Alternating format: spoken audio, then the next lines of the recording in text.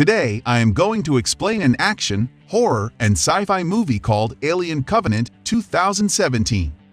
Be ready for some spoilers are ahead. The film starts with Peter Weyland speaking to his creation, the android David. Weyland refers to himself as David's father and hopes to use David in seeking out the answers to humanity's creation. David questions Weyland regarding his mortality and how David will live on long after Weyland dies. Weyland responds by making David serve him tea. In the year 2104, a colonist ship, the Covenant, is flying to its destination, an uninhabited planet called Origi 6.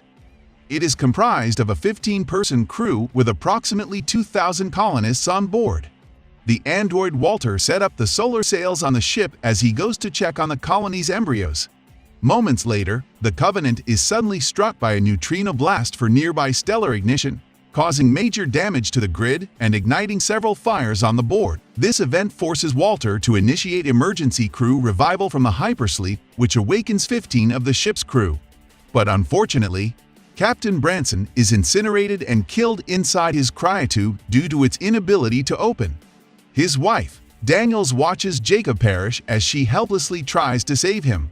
The surviving crew manages to bring the disaster under control. Daniels grieves for her husband. She watches a video of him scaling a mountain, with him telling her he wishes she were there. Christopher Oram assumes the position of the ship's captain. The crew gives Jacob a send-off and ejects his body into space. The crew tends to the ship's damage. Walter then picks up a transmission appearing to be sent from another human. The rest of the crew listens to the transmission as well. Oram picks up that the transmission came from a nearby planet, which apparently has a more habitable atmosphere than Origi 6, and not to mention, it would take 7 years and 4 months before they reach Origi 6, and nobody is willing to go back into stasis. Oram chooses to go down there, despite objections from Daniels, that it is just too risky to go to the planet that is just too good to be true, but then, later is overruled by the captain. Before heading down to the planet, Oram expresses to his wife Corinne that the crew doesn't have much faith in him taking the mantle as captain. A shuttle is deployed onto the planet, while pilot Tennessee stays up on the mothership with medic Upworth and her husband Rix. The rest of the crew steps down and begins to observe their surroundings. They come across the crashed engineer ship, which is where the transmission came from. Upon entering the ship, they see a holographic projection of Dr. Elizabeth Shaw, who had sent the message. Daniels even comes across her dog tags. 2 crew members, Ledward and Hallett, inadvertently step on black spores that release small clouds that fly into their ears and nose. The other crew member, Hallett, also spots the same small pods inside the ship, causing it to crack, and the tiny bacteria enters his nose. Respectively, both men start to feel sick and weak. Corinne guides Ledward back to the shuttle for medical attention as he pukes blood on her. Corinne and Tennessee's wife Forrest tend to Ledward, who starts violently convulsing. Forrest quarantines Ledward with Corinne still inside the room. Ledward coughs up more blood and then has something start to break out of his back. A small neomorph emerges from Ledward's back, spilling his guts out as he dies. The creature pounces on Corinne and mauls her to death. Forrest returns and tries to shoot at the neomorph, missing every shot. When Tennessee learns she is in danger, he attempts to bring the ship down to the surface to save her, but Upworth talks him out of it. She ends up hitting a tank, causing the shuttle to explode, killing herself in the process as the neomorph escapes. Tennessee and Oram soon learn of the deaths of their wives. Meanwhile, Hallett starts to get worse. Another neomorph emerges, this time out of Hallett's mouth. The creature attacks a security member, Anchor, by ripping off his lower jaw and throat. Hallett's husband, Lope, mourns him. The other neomorph attacks. Walter protects Daniels from it and loses his hand to the creature's corrosive acid blood. The crew eventually shoots it dead. A cloaked man shows up and fires a flare, scaring the other neomorph off into the darkness. It is David. He leads the crew away. David tells the crew that he and Elizabeth came down upon the city of engineers, but their ship released a deadly bioweapon that killed the entire engineer population, and Elizabeth died when the ship crashed. Walter bonds with David over their shared creation and interest in the ways of their creators. David shows Walter a flute and teaches him how to play it. Another security member, Rosenthal, steps away to clean herself off. She then comes face to face with the now grown neomorph, who rips her head off and starts devouring the rest of her. David comes across the neomorph and approaches it gently, only for it to be shot dead by Oram moments later, to David's horror.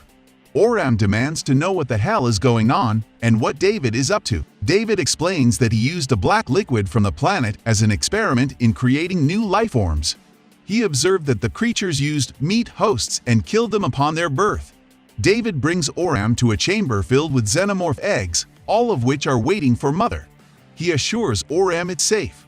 Oram looks into the egg as it opens up, and a face hugger pops out and wraps itself around Oram's head and neck.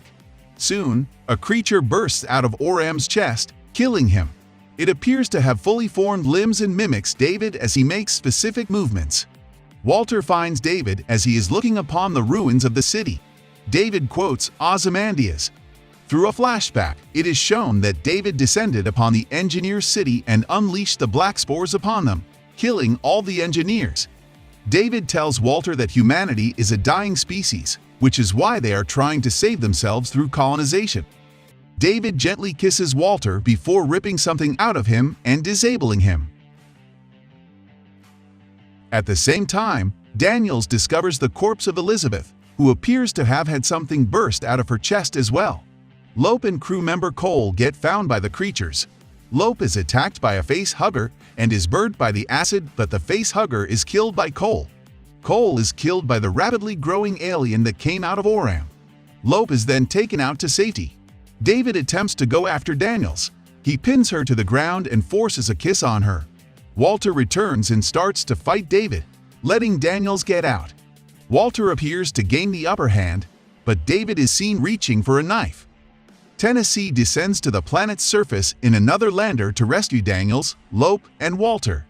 The now fully grown xenomorph rushes to attack the crew as Tennessee flies them out of there. Daniels is attached to a harness as she swings around trying to kill the monster. Tennessee tries to fry under the turbines, but the xenomorph evades the fire. Daniels orders Tennessee to release the lander's crane, despite the fact that it would throw them off balance. Tennessee does so and Daniels manages to get the creature trapped in the crane.